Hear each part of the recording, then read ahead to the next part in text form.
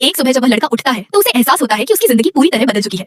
जिस चश्मे के बिना वह पहले कुछ देख ही नहीं पाता था, आज उसी से सब कुछ धुंधला नजर आ रहा है। पहले तो वह सोचता है कि शायद उसकी आंखों में कोई दिक्कत आ गई है, लेकिन जैसे ही वह आईने में खुद को देखता है वह चौंक जाता है। उसका दुबला पतला शरीर अब मजबूत और मसल से भरा हुआ दिखता है। वह जल्दी से नीचे भागता है और महसूस करता है कि उसकी स्पीड अब किसी एथलीट जैसी हो गई है। दौड़ते दौड़ते वह आसानी से स्कूल बस तक पहुंच जाता है।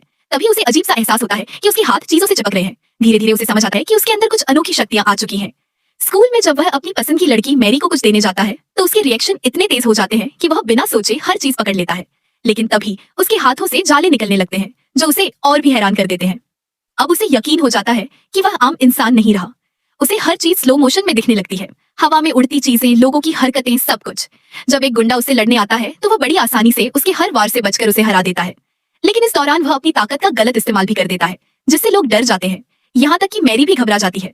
वह वहां से भागता है और सोचने लगता है कि आखिर उसके साथ ये सब कैसे हुआ। तभी उसे याद आता है कि एक दिन पहले उसे एक अजीब सी मकड़ी ने काटा था और उसी के जहर से उसके शरीर में ये बदलाव शुरू हुए थे। अब उसका डीएनए पूरी तरह बदल चुका था और उसमें मकड़ी जैसी शक्तियां आ गई थी। दीवारों पर चढ़ना, जाले बनाना और तेज रिफ्लेक्स। शुरुआत में वह इन ताकतों का मजा उठाता है और पैसे कमाने के लिए फाइटिंग कॉन्टेस्ट में हिस्सा लेता है। लेकिन वहां उसके साथ धोखा हो जाता है और उसे पूरा पैसा नहीं मिलता। गुस्से में वह एक चोर को जानबूझकर भागने देता है, यह सोचकर कि इससे उसे क्या फर्क पड़ता है। लेकिन यही फैसला उसकी सबसे बड़ी गलती बन जाता है।